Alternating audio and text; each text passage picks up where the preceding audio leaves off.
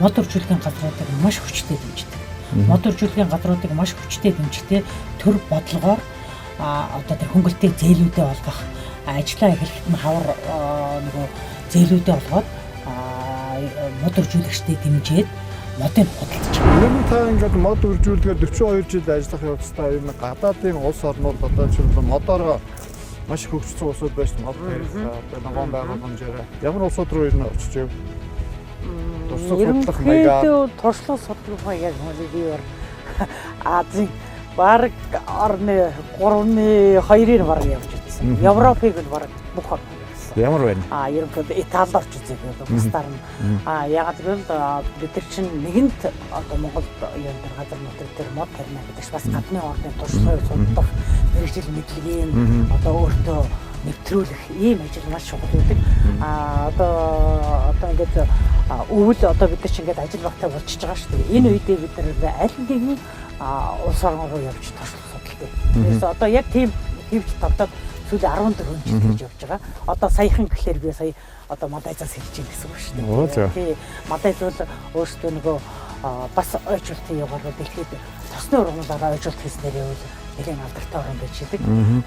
Бүх орнороо бүх улсаараа ерөөсөө тосны ургамлалт хийдэг.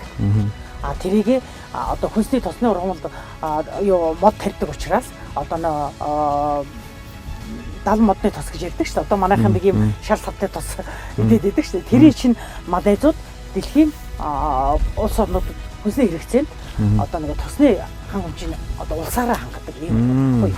Тэгэхээр улсаараа хангахын тулд иргэн бүрэн тэрийгэ тарьдаг. Иргэн бүрээсээ тэрийгэ худалдаж авдаг. Энэ л одоо манай одоо нэг агропарк гэдэг юм дээр хамгийн сайн нэвтрүүлэх туршлага байгаа байхгүй.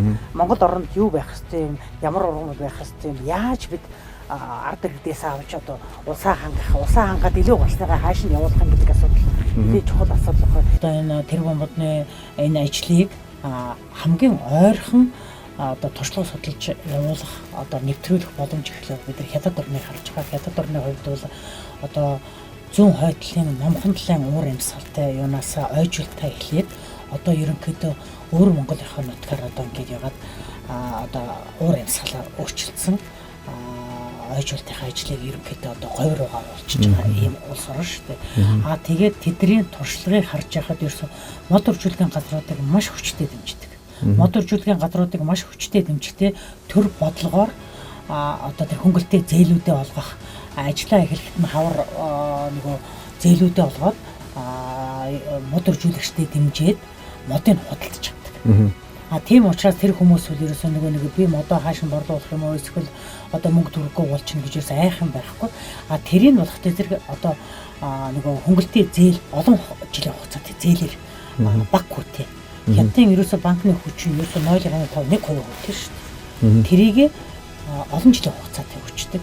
Тэгээд одоо нэг тосгодууд одоо нэг газар тариалангаас одоо эдгээр чинь нэг ойжуулт руу шилжсэн талбайтай шүү дээ. Тэгэхээр маш их ажлын байр бий болгож байна тийм үү? Ажлын байраа дандаа нөгөө ядуурлыг бууруулах, ажилгуудыг бууруулах, хөдөө тосгодыг одоо бид нар ажилдаа орлоготой болгох тийм. Хэдийн ерөнхийлөгчийн юуг бол мэдсэж сонсч ирсэн шүү дээ. Яг л бид нар ядуурлыг ерөнхийдөө давах гэж байна. Тий. Тэдэн хувийн давчлаа гэдэг. Энэ чинь ерөөсөө ядуурлыг бууруулахдаа юу гэхээр ядуу хүмүүст юусэн газрын тариалангийн талбайнуудыг дандаа мод үржүүлгийн газрууд болгож солиод тэр авсан талбайгаа нөгөө эзэн хүнд нь өртгийг өгөөд тэрэн дээр нь чаддаг хүмүүсээр нь модыг тариулаад ингээд модыг худалдаж аваад ингээд ерөөсөө бие биеийн дэмжүүлээд ингээд ерөнхийдөө ядуурлаг бууруулах одоо баг нөгөө концепт суулгаж ингэж ойжуулалт ажлыг хийсэн газар шүү дээ.